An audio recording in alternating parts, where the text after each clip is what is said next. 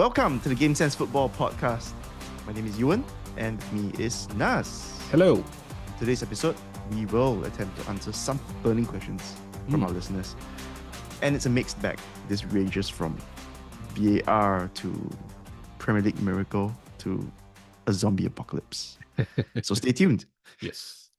And of course, before we begin, if you enjoy our content, do consider subscribing to our podcast. We greatly appreciate your support.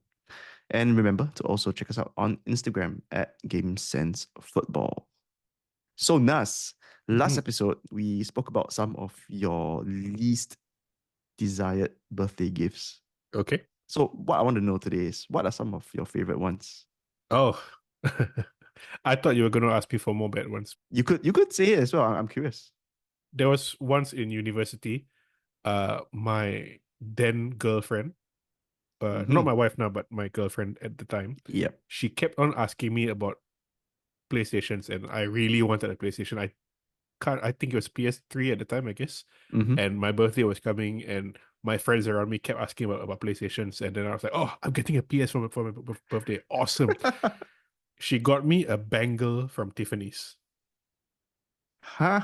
Yes, I mean, it's not even like anything related to the PlayStation. I know. No wonder she's no longer your girlfriend.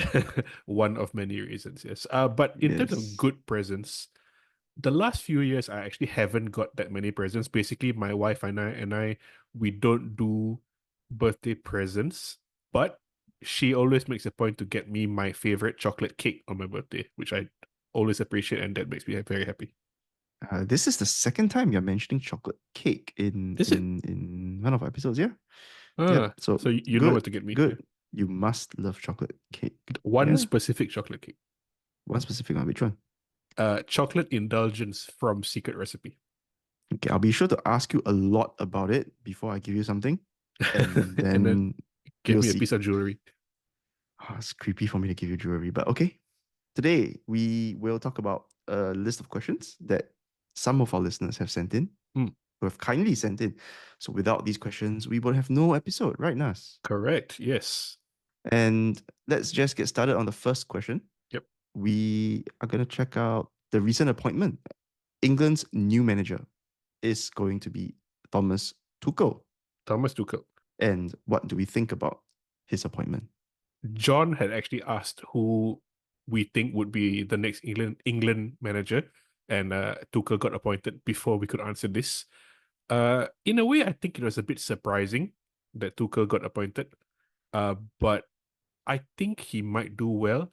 Rio Ferdinand thinks that Thomas Tuchel will win a tournament with England. He thinks that Thomas Tuchel will win a tournament with England. I think, based on footballing caliber, Thomas Tuchel is up there, right? And I think most of the negatives about Thomas Tuchel that we've spoken about surround his management skills. Yep. So that might be a problem, but as an international team manager, he doesn't exactly have to deal with his players day in, day out. So maybe that could be not such a bad thing in this case. Although he might end up alienating some players from the national team. Yeah, for sure. It'll be quite interesting because he has played many different systems in Dortmund, Bayern, Chelsea, and PSG. Most successful was obviously when he was at Chelsea, winning the Champions League, beating Pep Guardiola in the final. Yeah. But there he played a 3-4-3, which it's not that England aren't used to it. That's how Southgate originally lined them up in the 2018 World Cup. But I'm just not sure if that's the best way to get the most out of the current England crop. There are some issues, like there's no left back, for example. England have used 7 different starting left backs in the last 12 months. 7? Wow. They have a lot of good attackers, not a lot of good defenders. But like you said, Thomas Tuchel, in terms of like ability, managerial ability, and nous and know-how and all. Yeah, I can't think of another Champions League winning manager who's available, right? Yep. A lot of talk in the UK since the appointment has been, whether or not the English FA should have appointed an English manager. Mhm. Tuchel isn't the first foreign manager. They've had Ericsson and Capello before that years ago. What's quite interesting is so Lee Carsley, the interim manager, Mhm. famously was never going to sing the national anthem, "God Save the King." Mhm. That's just not what he does, and he's Irish. So a lot of people are wondering, will Thomas Tuchel sing "God Save the King"? And I was like, on a whim, I just went to look at the King of England, Charles. and King Charles is actually more than half German. Yeah, a lot of them come from Prussian royalty from the Yes, past. exactly. Yeah. So Thomas Tuchel, being a German, I guess, no issue singing that, right? Well, Another of our listeners, Dave, was saying, is it right that people are calling for national teams to only have managers of that said nationality? Would you discount managers based on nationality? no, I don't think I would strictly do that. Of course, it's nice to have, right? Yeah. But if you're a team with no good managers Mm. from your own country, Yep. it's really up to your own national pride. Do you think there should be a rule? There shouldn't be a rule. I don't think there should be a So, rule. in the history of top level international football, looking at World Cup, Euro, and Copa America, Mm-hmm. do you know how many times those three tournaments have been won by teams with a foreign manager? This should be in the quiz, but I'm asking you now. 0, Three. And one of them 3. is your friend Otto Rehagel Oh, Rehago. Yes, yes, yes. for Greece. Greece. And Chile won the Copa Yes. America twice with an Argentine manager. So if Thomas Tuchel Yes. manages to do something, he'll only be the fourth foreign manager. Yeah. So, to me, it doesn't really make sense now because it's already so rampant. Countries hiring foreign managers. Mm. But if we were in an era where nobody had ever hired Mm-hmm. a foreign manager, Mm. then perhaps, it might be fair to have a rule like that. But I don't Yeah. I don't think it's a valid discussion right now. Yeah. I mean, you remember England women's team won the Euros, was it last year, 2 years ago? I think it was last year. Do you remember who their manager was? Sarina Weigman. She's not English. Ah, yes, she's definitely not English, not Yes. with that kind of Dutch, I name. believe. Yeah. Okay, so we've got questions regarding Manchester United. Mm. When will Man United change the team and manager? And who would be the worst manager to replace Eric Ten Hag? These are questions from Aziza and Ben. Well, I would say Man United wouldn't be changing the team anytime soon. And manager, I think we've spoken a lot about Eric Ten Hag. We kind of agree that he's kind of on his last chance alone, Mm. last chance alone right now. So maybe by the turn of the year, we may not see him in United anymore. Who knows? Yeah, though Thomas Tuchel getting off the market might have bought Ten Hag a bit more leeway. Maybe, but I think based on our discussions, it looks likely that Ruud van Nistelrooy might take over if Yes. Ten Hag leaves. Yeah. So that's still a high possibility. Yeah. Who would be the So worst manager to replace yeah, ETH? that's an interesting question. Obviously, I'm not going to say something like a random Singaporean manager, but I think it would be really bad. There have been calls for David Moyes to come back. I don't see that as a good appointment. Even Ole Gunnar Solskjaer coming back would probably be better than David Moyes, but the obvious answer here is Gareth Southgate because I think for many reasons that Yeah. we've repeated many times, no to Southgate. But Graham Potter is also a bad appointment, and he's also available and looking back to come back. Yeah, I think Potter isn't great. I to be honest, I wouldn't like Solskjaer to come back Mm, because not because I think he's bad or what, but I do feel that that's like a ship that has sailed and we shouldn't mm, really be looking back to that again. mm.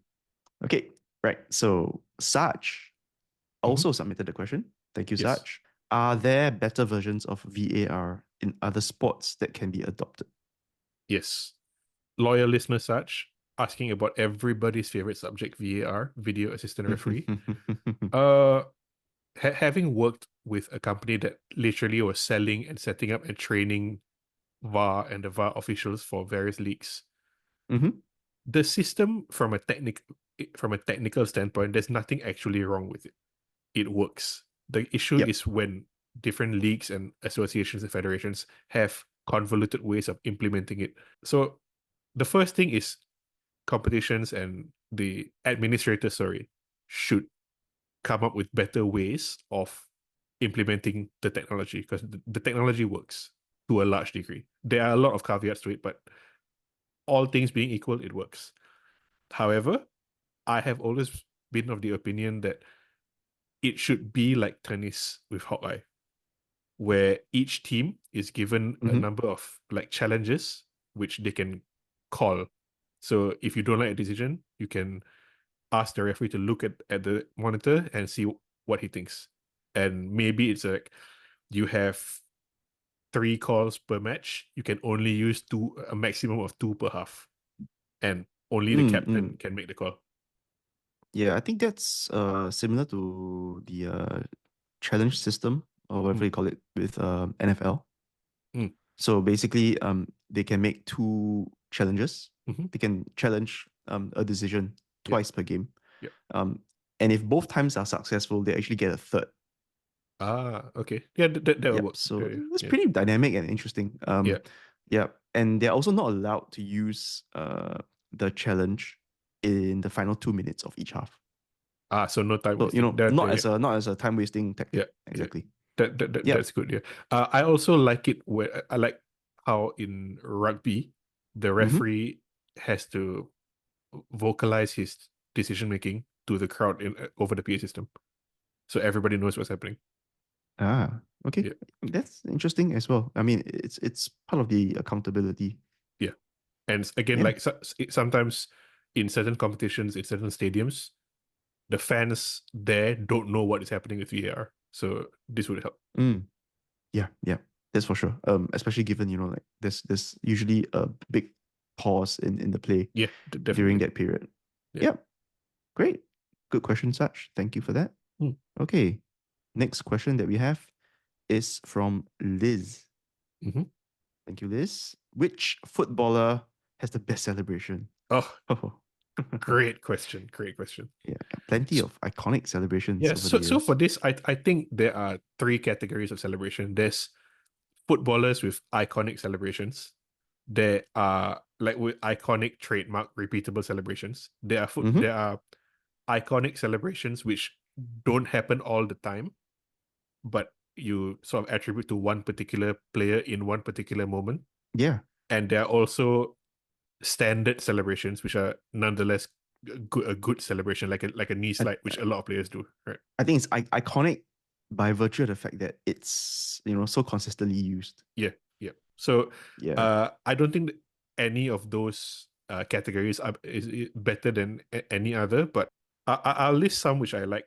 So, Mm-hmm. Sure. one of my favorite celebrations is he's only ever done it, I think maybe once. Wayne Rooney's celebration against Man City, when he scores the overhead goal, the arms outstretched on tiptoes, the Christ the Redeemer celeb. Mm-hmm. Yeah. Yeah, yeah, yeah. I remember that. Cantona's like turning around slowly after he scores the lob Oh, against Sunderland. just Yeah, standing there. yeah, Yeah, yeah. That's that's pretty awesome. iconic.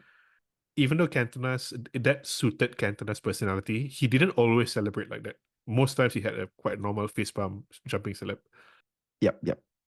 Luis Suarez almost always celebrates the same way. He runs, kisses his hand, kisses his wrist, then jumps and pumps his fist because he has the names of his kids and wife, I think, on his tattooed on his arm. Mm-hmm. Yeah, so I like those, and I like a classic, double knee slide to the side of the pitch. Ah, that always looks like something that you get injured doing. Yeah, yeah. What about you? Okay, so I didn't really want to mention this, but you mentioned Luis Suarez and his consistent celebrations by kissing his ring Mm, or something, his finger, whatever he mm. kisses. But there was one where he did a diving celebration against Everton Oh, in because David front Moyes of the said that, bench. yeah, because David Moyes Yes, said that Luis Suarez likes to dive. yes, exactly. So Oh that yeah, was hilarious. I remember that suddenly yeah, after you yeah, mentioned Luis Suarez. yeah, yeah. But some of the iconic ones that I like, Paul Gascoigne's dentist chair Mm, celebration mm, after he scored that fantastic goal for England mhm, against Scotland, I think mm, Euro 96. Then he lies on the floor and basically his teammates squirt the water into his mouth. yeah. And I actually like Mario Balotelli's "Why Always Me" celebration. He scores and he just stands there, takes lifts up the front of his shirt, Yeah. and then they go, "Why always me?" And he just stands there. Yes. Fantastic. Yeah. Yeah. Balotelli is always good for entertainment. Yeah. Let me read to you something, okay? Yes. This is how a certain celebration is described on Wikipedia. You tell me if you know what it is. Mm. Okay.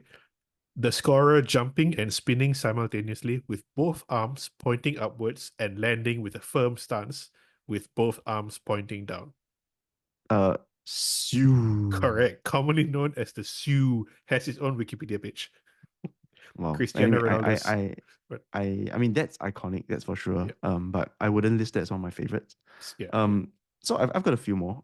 I've always liked the Peter Crouch robot dance celebration. Peter Crouch is hilarious. Yeah. Yeah, Peter Crouch is so funny. So Yeah. I really love that. Mm. One of the celebrations that I remember quite distinctly is Bafétimbi Gomis, his Panther celebration, Oh, where he's right. crawling Yes. on the floor Yes. like a big cat. In FIFA, that's called the Predator celebration. Predator celebration. Okay, next question, which is a bit of a loaded question, I would say, Mm. by Loga. Hello, Loga. Yes, thank you, Loga, for the question. Loga asks, what are the implications of Man City charges? Ooh, Mm. it's a lot to unpack here. Yeah. I guess most of our listeners will know that Manchester City are currently embroiled in a very long running case with the Premier League Mm. about financial irregularities, and it totals 115, or some say 120 charges. Most reports say 115, but I think it's a matter Mm-hmm. of how you count it. But anyway, let's say 115. So Logo is asking what do we think the implications will be? The case is still ongoing.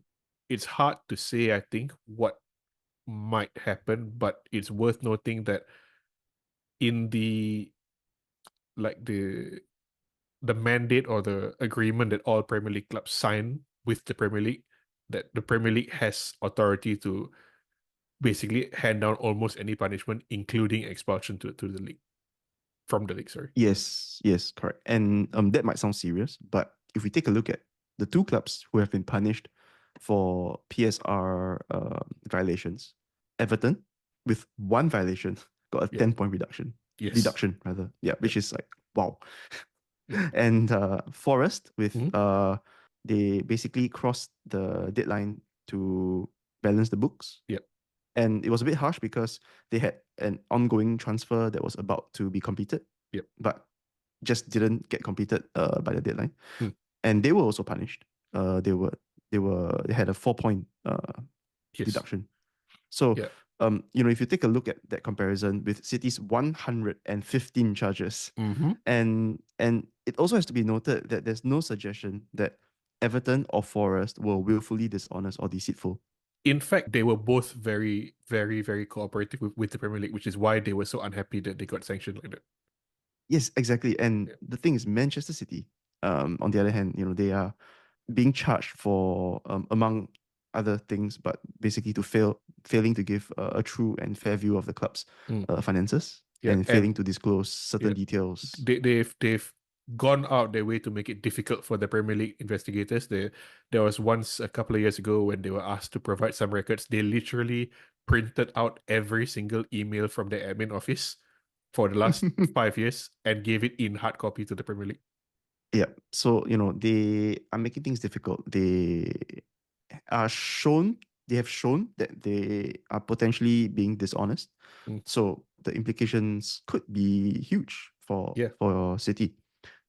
Like we said, massive points deduction, massive fine, and or expulsion from the Premier League. I personally don't think they will be expelled from the league, but if going by the precedent set with Everton and Forest, even if you take the lower end of it, which is the Forest points deduction, and Mm, apply that to Man City, that means they will get relegated. yeah, Yeah. exactly. I mean, if one violation gives you a 10-point deduction, then 115 will give you 1,150 Yeah. points. I think the answer is that we do not know the exact implications, but it would probably be huge if they're found guilty. I think it'll be huge either way, because even if they're found guilty, if they can be found guilty and get a huge punishment, that's huge. They can be found guilty and not get a huge punishment, and that sets a major precedent. And if they are not found guilty, Yeah, then you have the rest of the clubs in the league going after the Premier League or correct. whatever court of Yeah, arbitration. yes. Yep. Okay. Wow. So that brings us to the end of this part of our mailbag. Mhm. We will come back after the break with more questions from more of our listeners, as well as this episode's shenanigans. So stay tuned.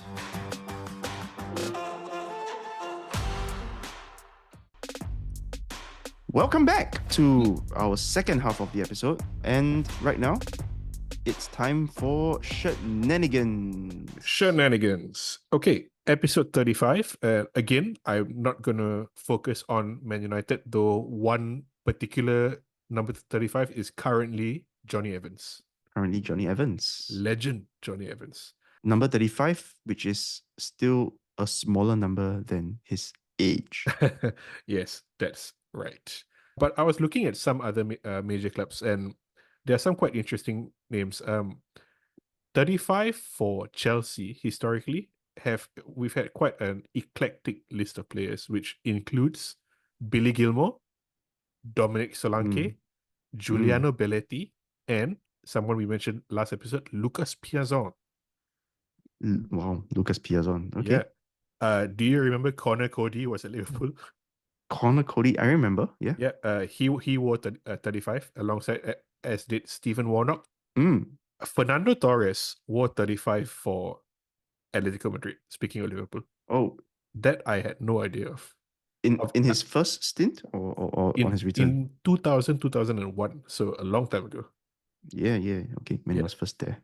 Yeah, but to bring it all back to Man United, Joshua Zirkzee also wore 35 for Bayern Munich. And also, Game Sense quiz alumni Renato Sanchez wore 35 for about 4 years for Bayern Munich. Quiz alumni Renato Sanchez. Yes.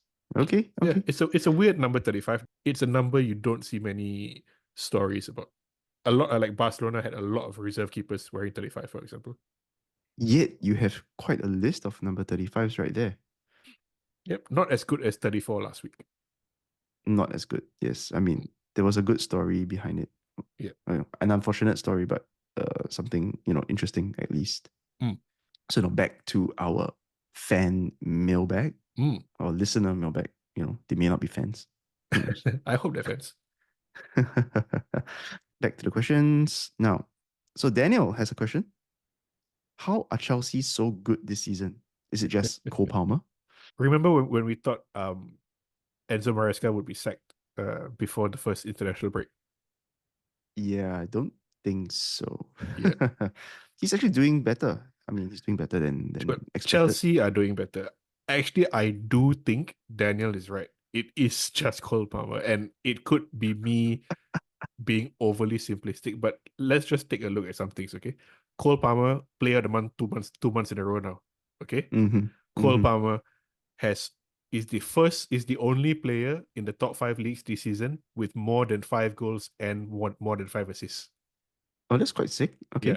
Cole Palmer has been involved in more goals since the start of last season than anybody else.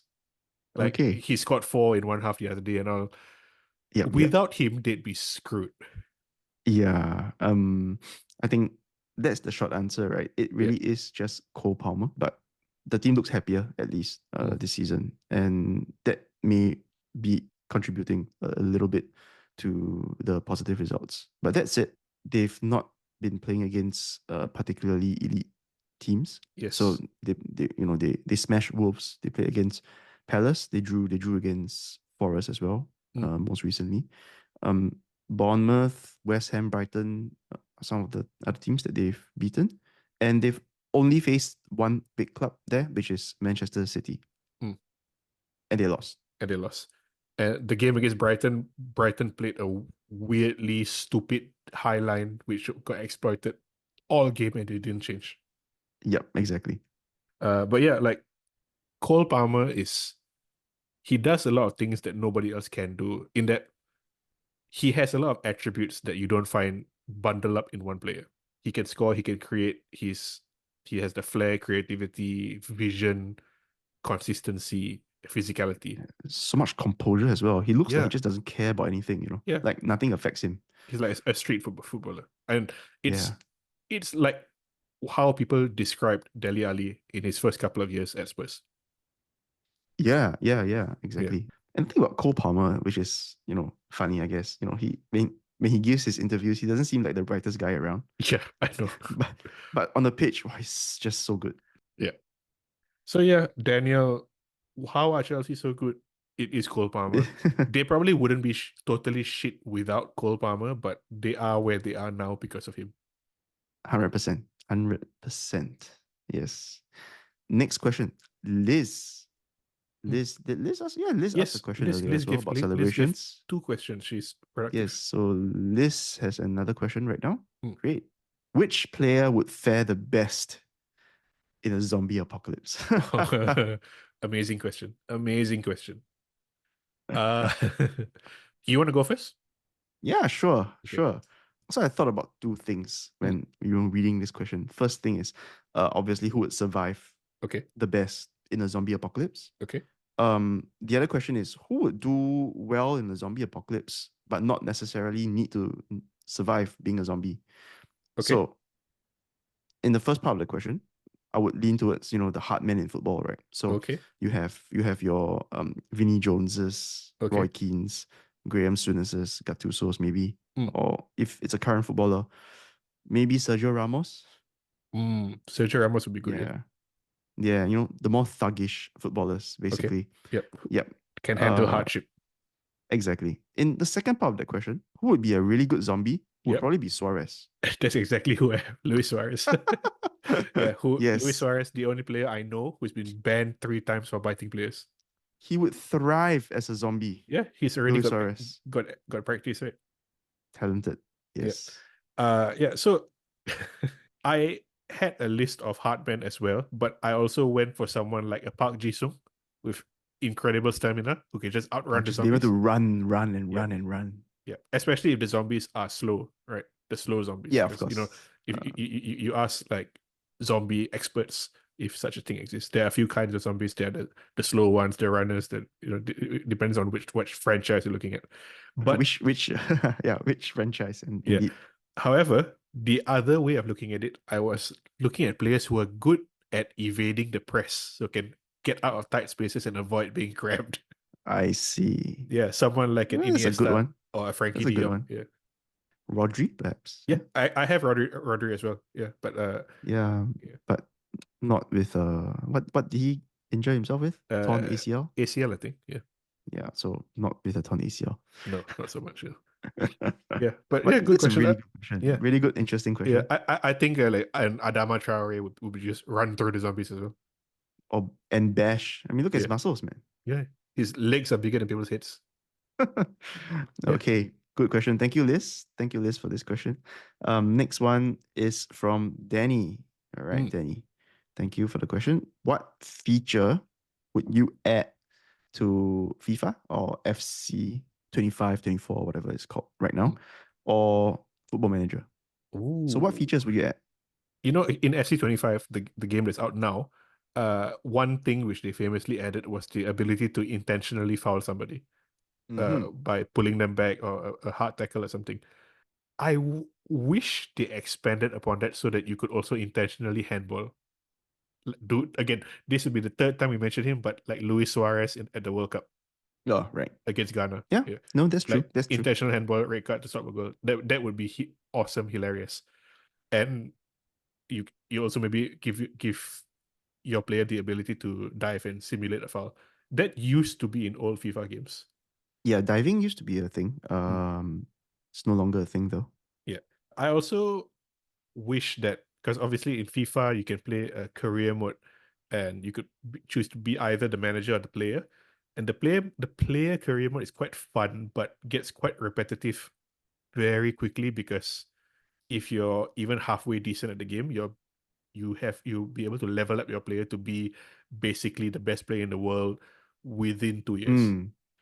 Yep, But yep, yep. and that's mainly because the way it's done is that after each match, you're given the time to respond to the media, to do like to take part in activities like fan engagements and sponsor activities, to get money, to buy things, and to do training and all. And you can do everything, and there's no penalty for doing everything. So why wouldn't you?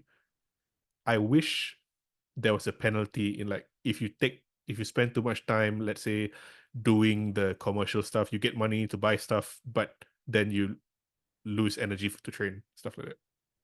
That's true also. So, Yeah. basically it's just making you do extra things Yeah. for the There's no for the sake of yeah, it. and there's no downside to it, no, basically. And Yeah, there should yeah. be. There's no decision to be made because you might as well do everything. I think similar to that, I would actually, my more features thing for both FM and even FIFA career mode, Mm. um, to some extent, would be actually less interviews and less press conferences, because I Okay. think these are kind of, I mean, interviews in career mode, all that helps gain different sort of boosts and all that with your teammates and Mm. but I think maybe that's okay, but press conferences in Football Manager really piss me off because it's so boring. Yeah, it's um very repetitive. it's the same questions or same answers, same Mm. options every single time and Yes. every single match. I find it pretty useless as part of the game. In the later versions of FM, you can choose to send your assistant manager to do it. But if you're a major club, your board will usually look down on you for doing that because Yeah, they exactly. see it as ducking your responsibilities, which, to be fair, is realistic. It is, but there's just a level of realism that you don't need to go to Mm. for these games. You're playing a game to relax, not to not to give yourself another job. You're not moonlighting. Okay, to our next question, we have Elias. Mm. Elias, thank you for your question. Elias asks, would Thierry Henry or Ruud van Nistelrooy do well today? I always like thinking about questions like this, bringing players, managers, teams from different areas together and see how they would do.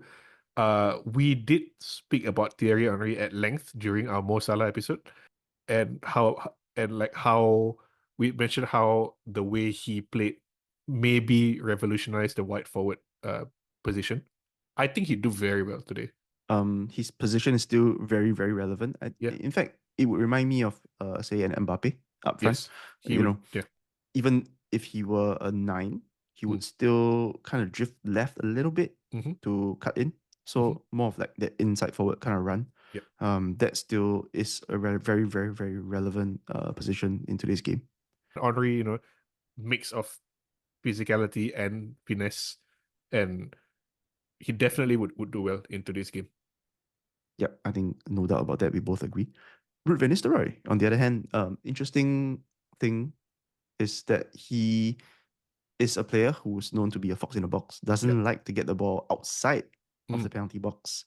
One incident was he famously snapped at Gary Neville for giving him the ball a little bit too early in the game.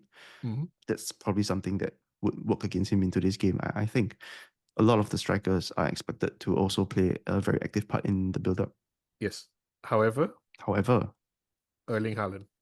Erling Haaland, yes, Yes, yes. so the premier striker in world football now is not like that. And Van Nistelrooy, of all the top strikers now, Erling Haaland is most like a prime Ruud van Nistelrooy, I think. Haaland is probably a bit faster, though Van Nistelrooy wasn't too slow. I think Van Nistelrooy in the right setup would be devastating. Maybe even more so than Mm. Henry today, because there aren't a lot of good centre backs in world football. Yeah, in a setup that can provide the striker with the ball, Yeah. I think something that Ruud van Nistelrooy would be very similarly playing, like basically staying up there, waiting for the ball and Mm. doing his thing in the box. I think that's something that he can excel in. So you're right. He needs the right supporting players around him, Mm. like how Haaland has a very good supporting cast around him Yes. to provide him with the service that he needs. I think that's something that can still be relevant in today's game, but it depends a lot on who you are playing with.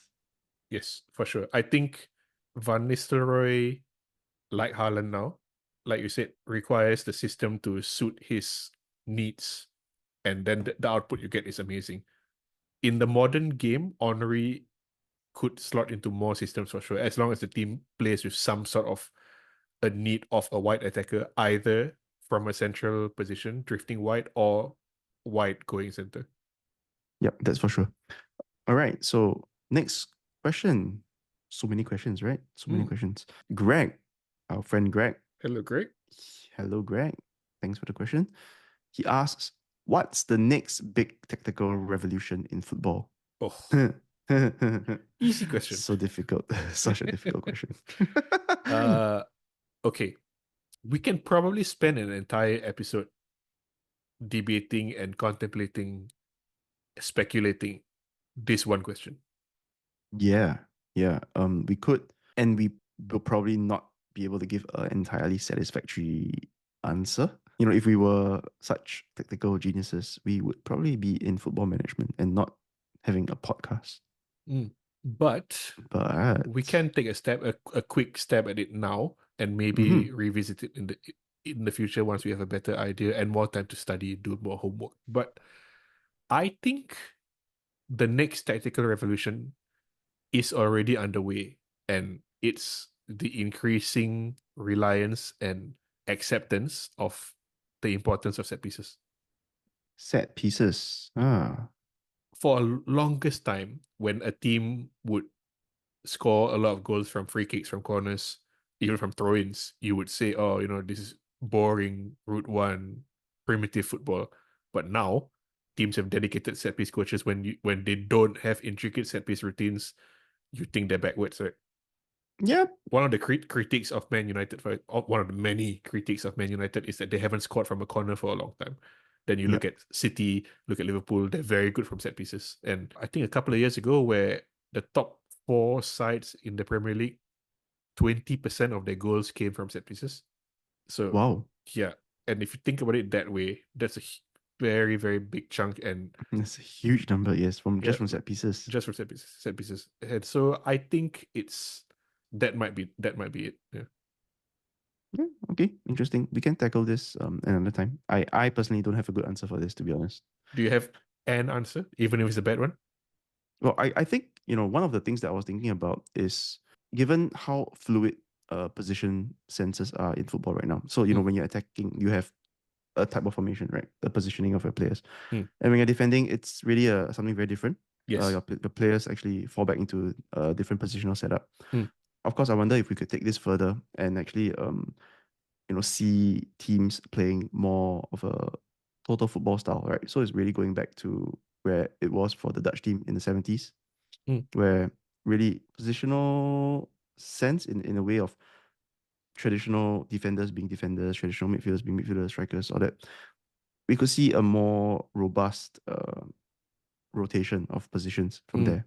Yeah. Yeah. There have been people saying that very soon you'll see formations take a back seat to player roles. Yeah. It And soon could you be. won't see a 4-2-2, a 4-4-2, a 4-2-3-1. They'll just see, basically, like you said, it's a shape when you're in position, shape when you're out of position. Sometimes it's a different shape at different phases of the game. It changes a lot. But like look at Man City, look at Arsenal.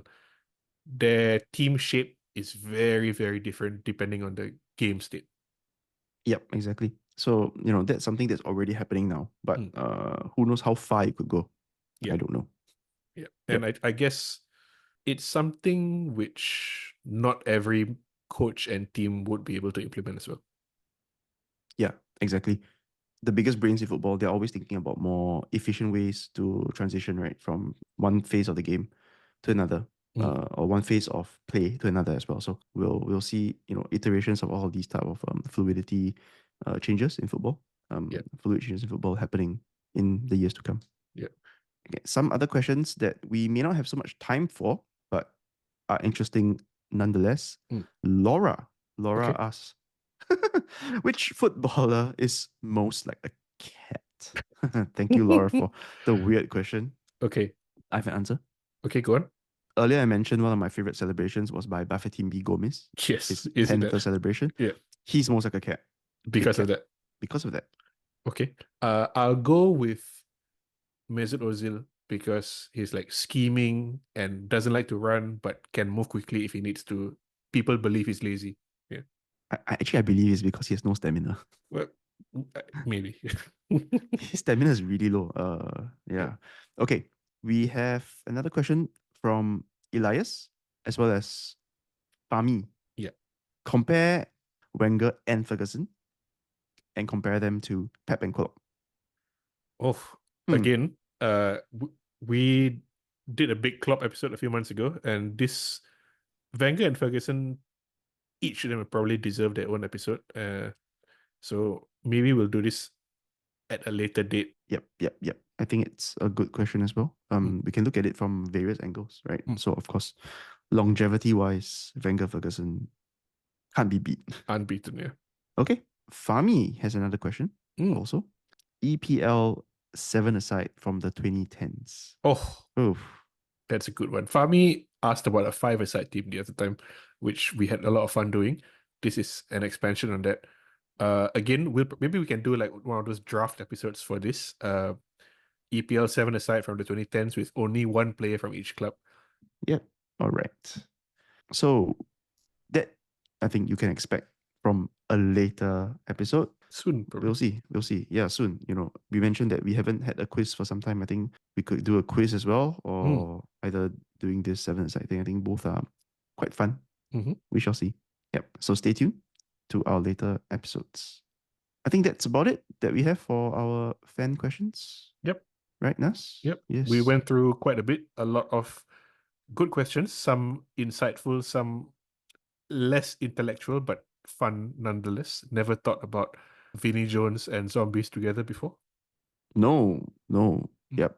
But yeah, zombie apocalypse, great one. Great one Mm. right there. Okay. I hope that, our answers have satisfied you somewhat or, enlightened you a little bit, maybe. So remember once again to leave us any comments and also to follow our Instagram at Game Sense Football. And do keep those questions coming. Mm. You can feel free to email us at gamesensefootball@gmail.com. We look forward to doing another of such an episode so that, we don't have to think too much about our content. All right. So thank you guys for listening. Till next time. See ya. See you guys.